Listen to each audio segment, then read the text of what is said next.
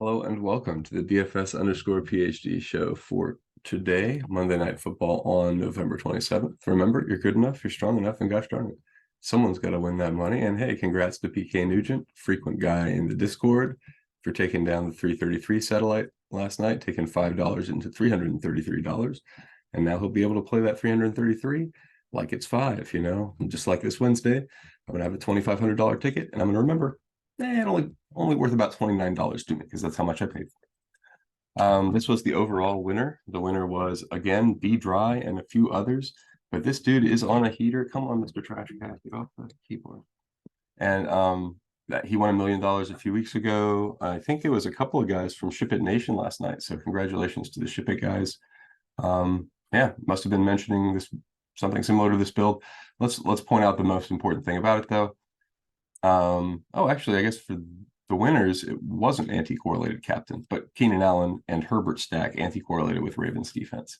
So you have to have that anti-correlated piece. Like it would be more, you would probably think with Keaton Mitchell in here, that's a correct correlation.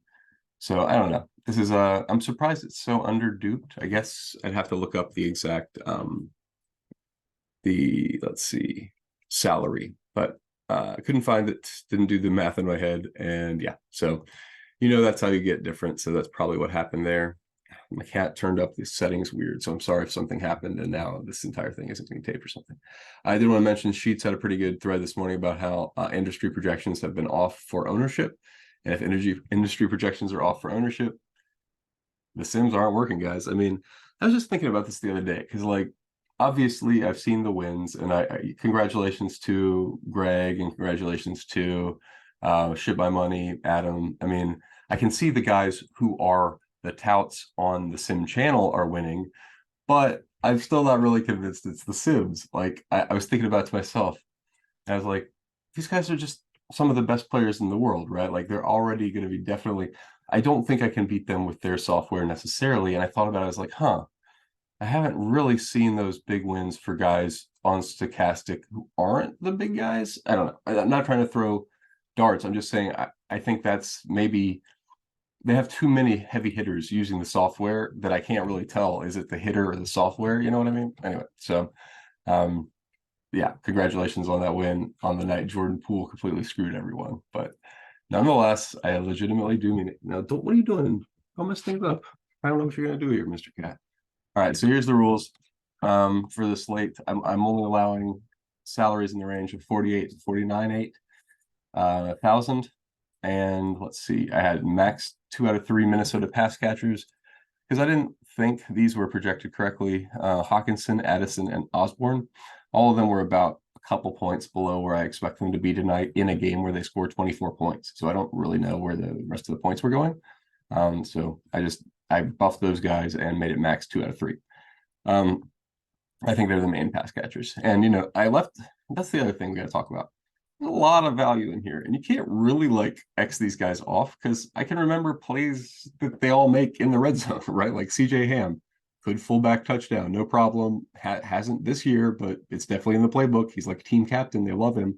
The game gets up a lot. They start giving him runs just to make him happy. Same thing with Mercedes Lewis if he's active because he's very old. I'm not sure he's going to be active.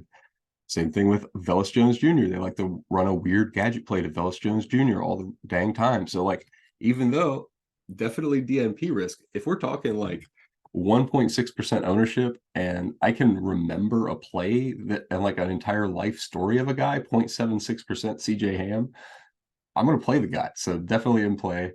And I didn't leave in the pool Johnny Munt, but he has a nice rhyme and he works in the Sims sometimes. So if you need a punt, consider Munt, but not today, I don't think.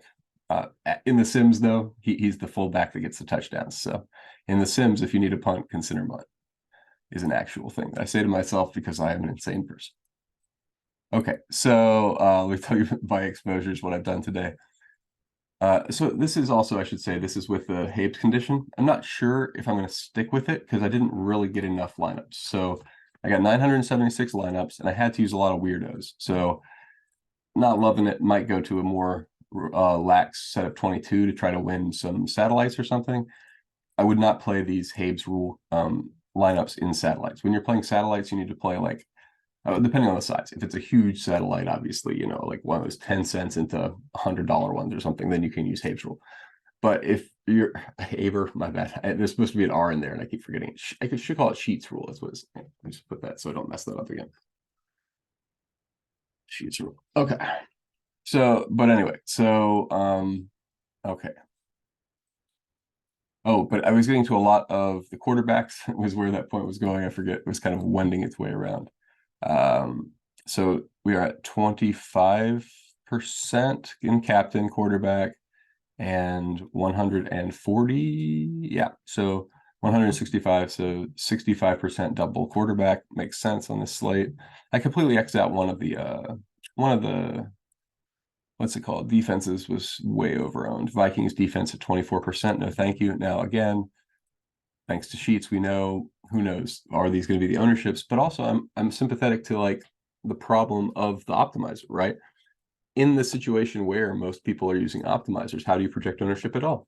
Because everybody who's sharp, aka most of the money, is waiting for that last ownership projection and reacting to it, which leads to a problem of a loop, right? Like, how do you react to the reactions to your reactions to your reactions to your reactions, right? Like, you don't know how many different iterations of reactions people can go through in the last 20 minutes before lock. And so it's just very nebulous to me. And how do you account for your own influence is always a problem, from the uncertainty principle. And, I'm a physics guy on to, just like in bias, right? So in your own life. So tough situation here tonight. I think let's trust SaberSim for a lot of it. I thought the total was all right. If you got a lean, you can go either way on this, higher or lower.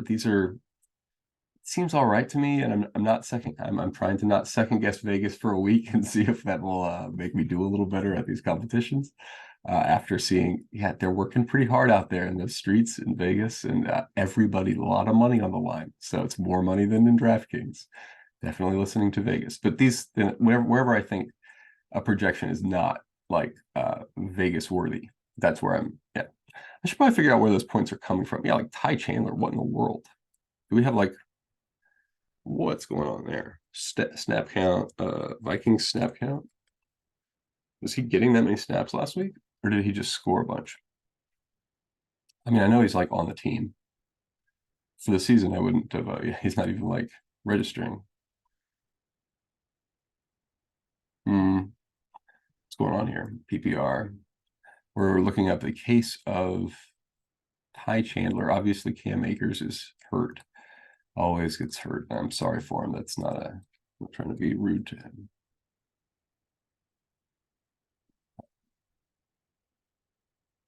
Don't understand how we could possibly. I mean, like, he's been scoring a lot of points in his almost no snaps. But I guess Cam Akers only been out 1 week. Jeez. Feels like ages ago. This is what getting old is like, I guess. Yeah, so Ty Chandler is definitively the second, like the smaller back in this timeshare, and kind of has just been overachieving, it looks like. Yeah, so I mean, I'm not going to change his projection. 7.5 seems about right given the situation. What's Madison at? So 2-1. What's 7.5 times 1.5? 7.5 times 1.5. 11.25. That seems like exactly what we have here. 11.6. Okay, so I will not second guess their Madison guess. So Madison and Chandler are set such that Chandler and Madison are roughly snap count usage apart. I wanted to make sure we weren't giving Chandler any extra bonus points for his recent performance, which is, I mean, he's a pretty explosive player. I get it, but he's just not out there that much. I didn't want him in too much of my lineup. So 20%, that's fine. Who are my other captains besides the quarterbacks? Primarily the pass catchers, obviously, the guys that I buffed, and I buffed them for a reason. I think KJ Osborn or TJ Hockenson or Jordan Addison will probably be the optimal captain tonight. So that's what I'm doing with 55, 75% of my lineups. There's just the only other option. I mean, Justin Fields, you can see, is the other mega option because he could run in a bunch of touchdowns, but I just don't see another guy. I don't see another guy with a ceiling of 20 points. So those are my guys. Obviously, I don't have any of them plugged in for 20 points, but I'm talking about ceiling here. Who like DJ Moore has that ceiling, but like, yeah, I don't. is he going to hit it in the Chicago offense is the other question, right? Like the Minnesota offense still has to throw the ball. They're like, even I still don't see Justin Jefferson's points scattered around. You know what I mean? Like, I know that these guys aren't combining for Justin Jefferson abilities, but they are combining for Justin Jefferson opportunities. So that's the main reason we're giving them more points, is because Joshua Dobbs can still throw the ball. Okay. I think that brings us to, let me see, was there any other weird? Oh yeah. So for the weird plays, I capped them at 15% for your Mercedes Lewis's, your Travis Homers, your whoever else, like those weird guys. Because, pretty good chance they DNP, and I don't want most of my lineups to be dead on the same weird play.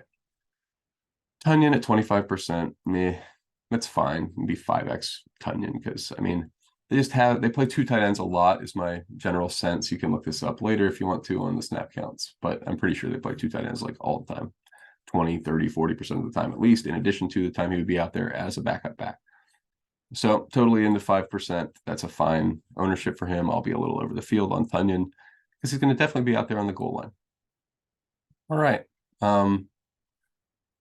Yep. Quarterbacks, play the quarterbacks. So yeah, I think I've said it all. All right, guys. Well, remember, you're good enough, you're strong enough, and gosh darn it, someone's got to win that money. And hey, might as well be us. Congrats again, PK Nugent.